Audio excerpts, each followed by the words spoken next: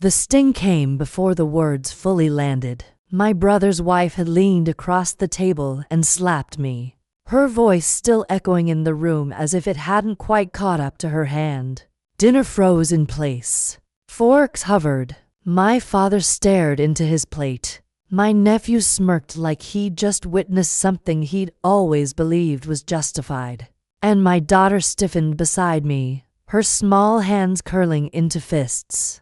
Then my mother spoke, calm and cutting, like this was all routine. She said I should transfer my daughter's education fund to my brother's son, that he was destined for something prestigious, that my child would be fine. She said it like she was assigning roles in a play that had already been written. My name is Leila Bennett, and that was the moment I understood my family didn't just overlook my daughter. They had already decided her limits. My daughter, Nora, stood just outside the dining room, her backpack still hanging from one shoulder. She had saved for months to buy it herself, doing chores, helping neighbors, collecting every small dollar like it mattered. Her eyes were wide, searching my face for something, an answer, a defense, anything. My brother leaned back in his chair, satisfied, as if the outcome had already been agreed upon.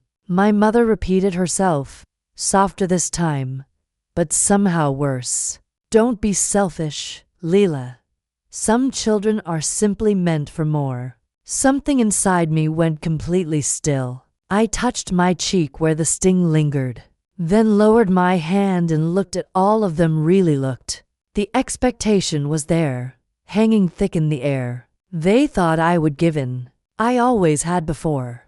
I was the quiet one, the reliable one, the one who never made scenes. You've made a mistake, I said, my voice barely above a whisper. No one took me seriously. That would change. That night, I didn't sleep.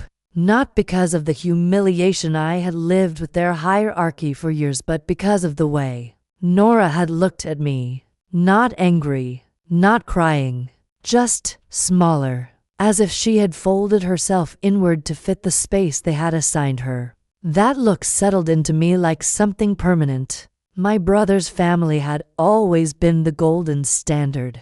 His son, Ethan, was praised for every achievement, every small success inflated into something extraordinary. Meanwhile, Nora's accomplishments were brushed aside, minimized, or ignored entirely. When she was 10, my mother had told her, in front of everyone, that she shouldn't aim to high because disappointment would only hurt more. I saw the crack that formed in her that day. After the dinner, I sat beside Nora in the car. She stared out the window for a long time before asking, very quietly, "Am I not good enough?"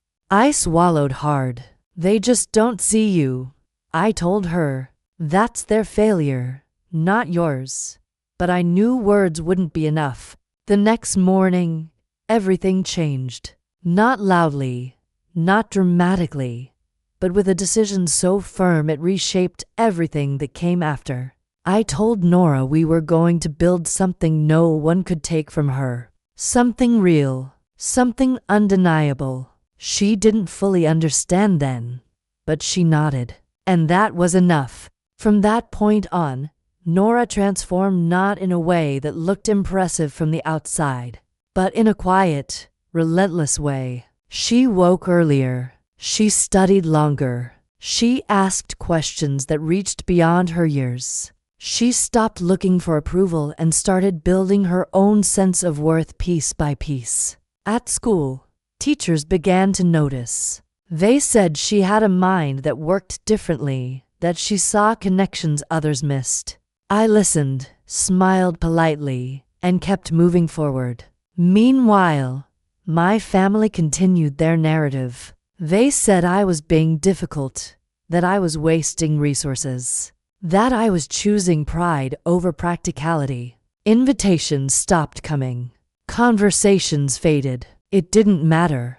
Years passed, and Nora kept building. What started as curiosity turned into mastery. She became obsessed with learning, not because anyone pushed her, but because she had something to prove not to them, but to herself. I would find her late at night, surrounded by books and notes, working through problems with a focus that felt almost unshakable. By the time she finished school, she had already stepped into opportunities most people only dreamed of. A research program accepted her before graduation. Then came funding, mentorship, and a path that expanded faster than I could process. She didn't celebrate the way others did. She just kept going. Within a few years, her work evolved into something groundbreaking. Companies noticed. Investors followed. Her name began to appear in places my family would eventually see, but not yet.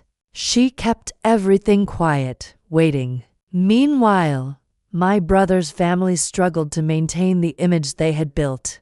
Expectations cracked under pressure. The perfection they had relied on began to unravel, but they hid it as long as they could. Nora watched it all from a distance. She didn't interfere. She didn't comment. She simply waited until the moment felt right. On her 25th birthday, she told me it was time. A formal invitation went out, a family gathering at a private estate none of them recognized.